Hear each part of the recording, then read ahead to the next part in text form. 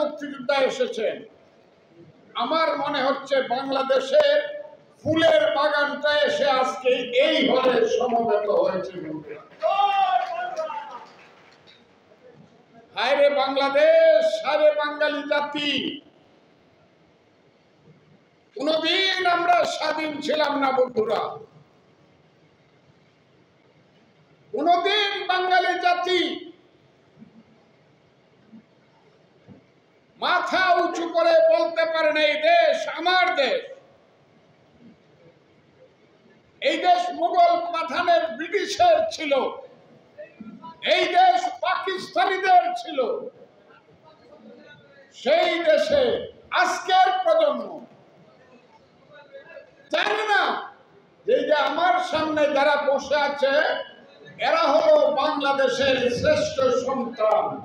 এদের যুদ্ধের কারণেই বাংলাদেশ নামে একটা দেশ সৃষ্টি হয়েছিল। সেই যে বাংলাদেশ বাঙালি জাতির রাষ্ট্র,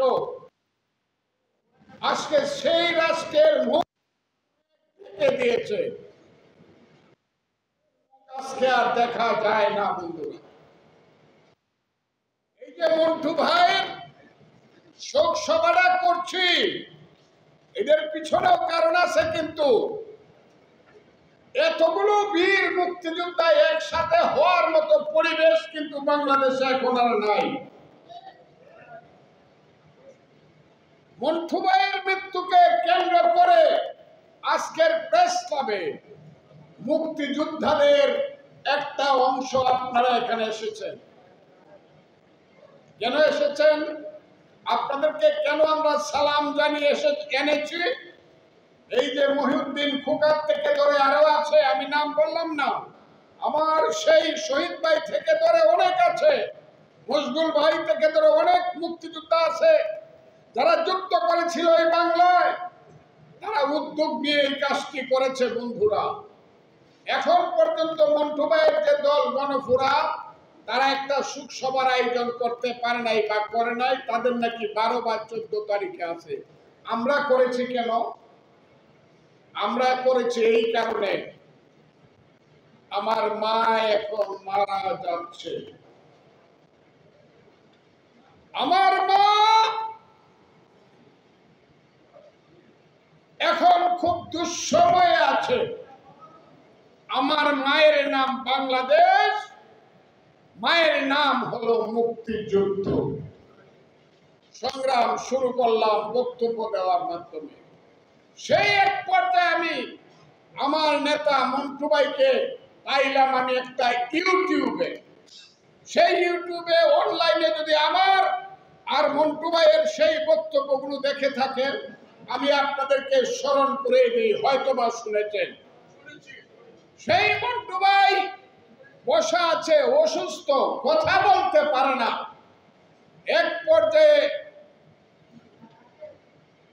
সঞ্চালক জিজ্ঞাসা করলো, আরে মুস্তফা মহসিন মন্টু এবং ফজলুর রহমান, আপনারা তো দুইজনেই বঙ্গবন্ধুর কর্মী। আমি সঙ্গে সঙ্গে বললাম, কার কর্মী? বললো বঙ্গবন্ধুর কর্মী। আমি বললাম, শেখ মুজিবের কর্মী। তার চেয়ে খারাপ মানুষ তো এই দুনিয়াতে নাই। শেখ মুজিব বাঙালির সবচেয়ে খারাপ, কারণ শেখ মুজিবই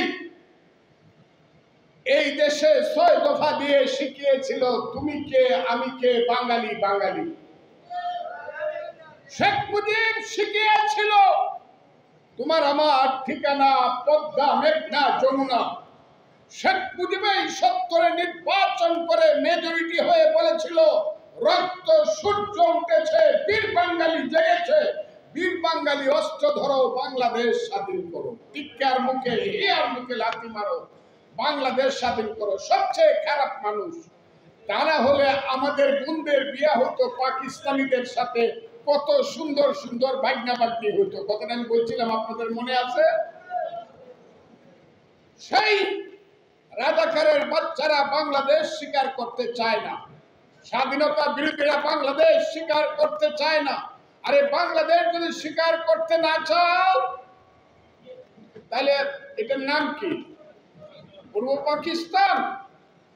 পাকিস্তান যদি হয়, এই দেশের সমস্ত কল কারখানা মিল 22 পরিবার আদমজি পাহাড়ি দাউদ পাওনি সাইকেলের ছিল। আমরা তাদের কোম্পানিতে, তাদের ফ্যাক্টরিতে, তাদের পাটের কলে আমরা লেবার হিসাবে চাকরি করতাম। বাঙালির সন্তানেরা, আমরা বাঙালির সন্তানেরা পাকিস্তান আমলে মাত্র 6% ছিলাম বাংলাদেশের বাঙালির সন্তানেরা সেনাবাহিনীতে। পাকিস্তানিরা ছিল 94%। সমস্ত এই দেশের সম্পদ তাদের ছিল। বাঙালির ছেলে ডেপুটি সেক্রেটারির উপরে হতে পারে নাই। বাঙালির ছেলে কোনোদিন জেনারেল হয় নাই। উসমানীর মতো একজন প্রকৃত দেশের সামরিক অফিসার কর্নেল হয়ে পাকিস্তানে রিটায়ার করতে হয়েছিল। আমি আজকে আপনাদেরকে বলি এবং সেই সব নিমক হারাম বেঈমান স্বাধীনতা বিরোধী চক্রকে জিজ্ঞাসা করতে চাই, বাংলাদেশ যদি না হতো তাহলে বাঙালির ছেলে কি জেনারেল হতো কিনা? বাঙালির ছেলে লেফটেন্যান্ট জেনারেল হতো কিনা? বাঙালির ছেলে মেজর জেনারেল হতো কিনা? বাঙালির ছেলে ব্রিগেডিয়ার হতো কিনা? বাঙালির ছেলে সচিব হতো কিনা? বাঙালির ছেলে অতিরিক্ত সচিব হতো কিনা? বাঙালির ছেলে চিফ জাস্টিস হতো কিনা? সুপ্রিম কোর্ট হতো কিনা? কারণ বাংলাদেশ না হলে এখানে হাইকোর্ট থাকতো, সুপ্রিম কোর্ট থাকতো পাকিস্তানের ইসলামাবাদে। এই সব নিমক হারাম বেঈমানেরা যারা বাংলাদেশ মুক্তিযুদ্ধের বাংলাদেশে সমস্ত কিছু ভোগ করে মুক্তিযুদ্ধকে যারা অস্বীকার করে, তাদের বিরুদ্ধে খুব পরিষ্কার ভাবে আজকে কথা বলা দরকার। বলবেন কিনা আমি জানি না, আপনারা বলবেন কিনা। নাকি এই দেশে একদিন যে আপনারা মাকে কাঁদিয়ে বাবার বাহুবন্ধনকে উপেক্ষা করে নিজের জীবনকে উৎসর্গ করার জন্য পাহাড়ে পাহাড়ে গিয়েছিলেন, দিনের পর দিন মাসের পর মাস ট্রেনিং দিয়েছিলেন, আষাঢ় শ্রাবণের বৃষ্টি বরফে আপনারা যুদ্ধ করেছিলেন, স্বপ্নে দেখেছিলেন দেশ যদি স্বাধীন হয় পাঞ্জাবি চলে যাবে বাংলার পূর্বাকাশে, ঝলমল করে স্বাধীনতার রক্তিম সূর্য উঠবে, সেই দেশে গণতন্ত্র আসবে, করণের কাপড় আসবে, শিক্ষা শেষে চাকরি হবে, ধর্ম নিরপেক্ষতার মাধ্যমে হিন্দু না মুসলমান, বুদ্ধ কি খ্রিস্টান, সব মানুষ আমরা একটা দেশে ভাই ভাই হিসেবে বসবাস করব, বিশ্বের বুকে আমরা মাথা উঁচু করে দাঁড়াবো। আর মুক্তিযুদ্ধকে আমরা বলবো আমরা বাঙালি, আমরা মানুষ হয়েছি পৃথিবীতে, আমরা হলাম বাংলার অন্যতম শ্রেষ্ঠ মানুষ। সেটা আপনারা চান কিনা বলুন।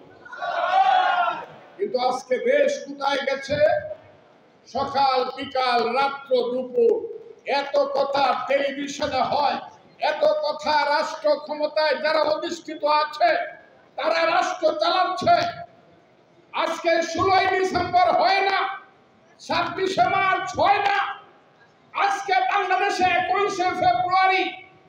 এইটাকে একটা কি বলবো আপনাদেরকে, 21শে ফেব্রুয়ারি হলো এইবার যে 21শে ফেব্রুয়ারির মাঠ ছিল, সেই মাঠে হলো জঙ্গিদের আখড়া ছিল।